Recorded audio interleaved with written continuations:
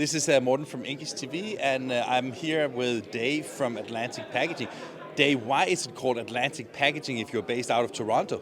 Well, it was actually named after the founders. And there were two founders. It was the Granovsky family, Abraham Granovsky and his son Philip Granovsky, and it was A and P. So there's a mindset behind the name, basically, Yes, right? Okay. absolutely. So it was part of that. If it was Peter and Phil, it would have called, I don't know, Pacific Packaging maybe. I'm pretty sure about that, actually. Yeah. So, Dave, what do you do at Atlantic Packaging? I'm the president of the company. So the name founders are not involved in the company anymore? Oh yes, we're still wholly owned by the Granovsky family, and Phil's younger brother Irving is my boss. He's the chairman. Okay. Is it German, actually? They're from Ukraine. They're Ukrainian, yes. So before we're talking about the business and what you have seen during these open house here, how is the business from your perspective? Like everyone, things are slowing down a little bit after the pandemic reset, and looks like the economy is slowing down a little bit. Certain segments, I think, have some. I guess stickiness to them. People still need to eat, right? So food-related products tend to be doing quite well.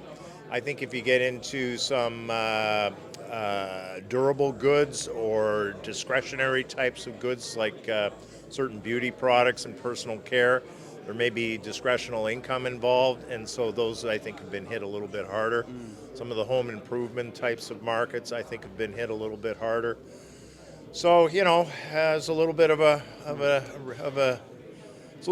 readjustment, I guess. But it's a cyclical industry, and we all know that. And everybody who's attending here have lived through cycles before, so we'll get through this one as well. Of course you do. But I was just about to say that. So when you talk about that little down right now, that is more from a revenue perspective, because I was thinking that it seems that substrate is becoming a little bit cheaper again. It seems that supply is becoming a little bit better again. It even seems that the inflation is becoming a little bit better again. So I think that those works in favor of you, right? Well, we've had counter forces. I mean, we are still facing acute inflation in certain segments. I mean, if you look at virtually anybody, the cost of delivery, for example, for their boxes, it's gone up by most people by 40-50% in only a year or two. So these are very, very difficult things to deal with.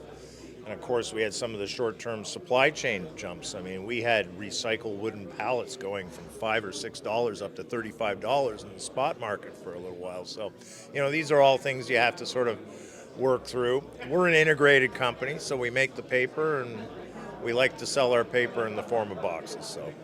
Fantastic. So tell me a little bit about your company. What do you do? I mean, are you one plant, many plants? What do you do? How many people do work with you? We're an integrated, so we have our paper mills, and we have box plants, and we have sheet plants. We participate a little bit in the sheet feeder market. We have some specialty businesses as well. The company's genesis were paper bags.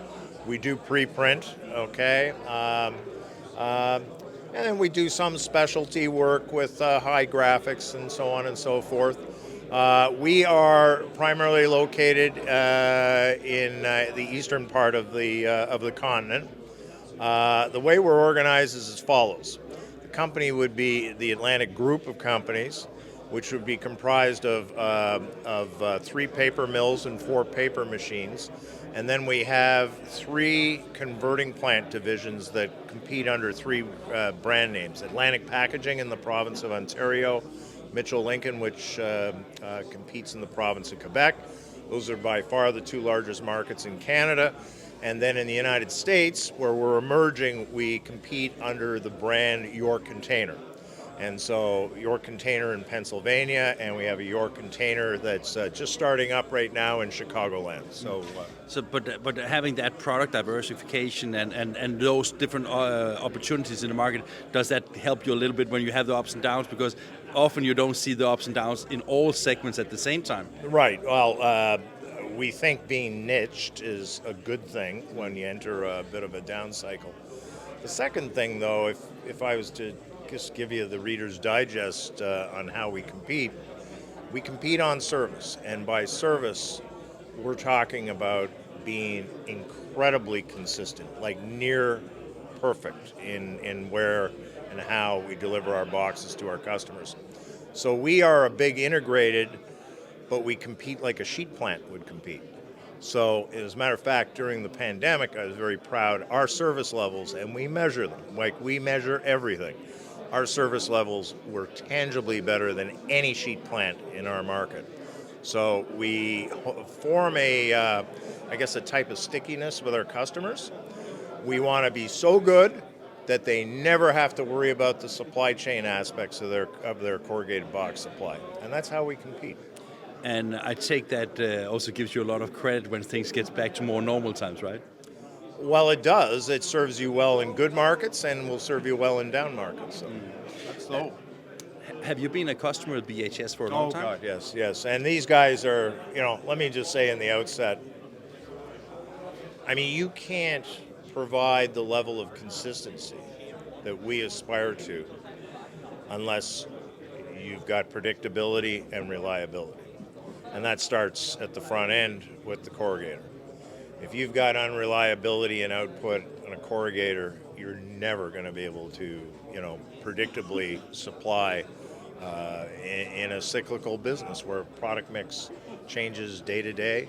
You've got problems, you got weather issues, you got all sorts of short-term issues that can disrupt the supply chain. So we've had a lot of experience with BHS.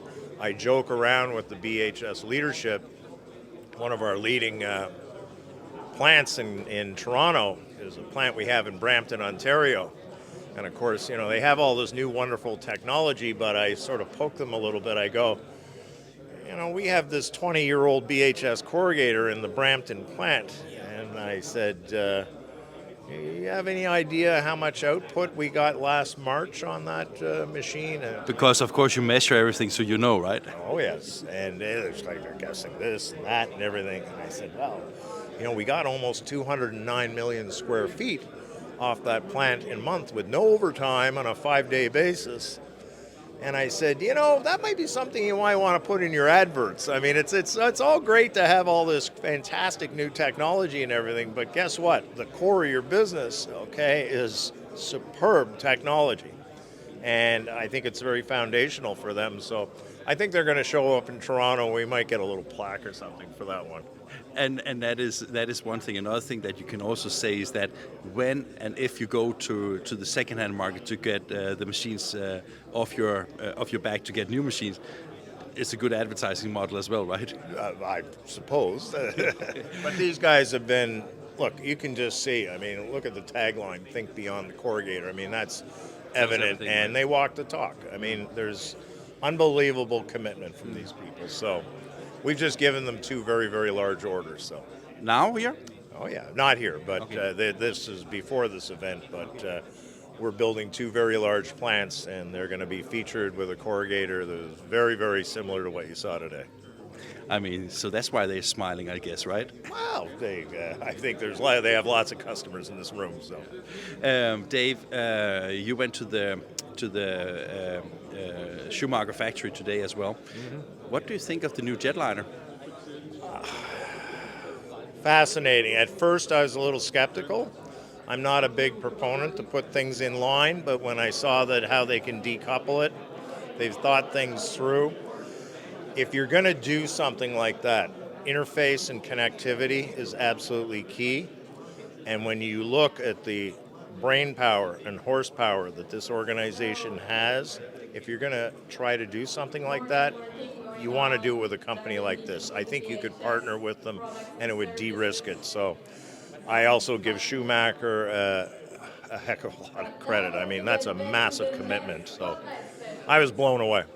And now we're interrupted, but thank you very much, Dave. It was great talking to you. Yeah, thank you very much.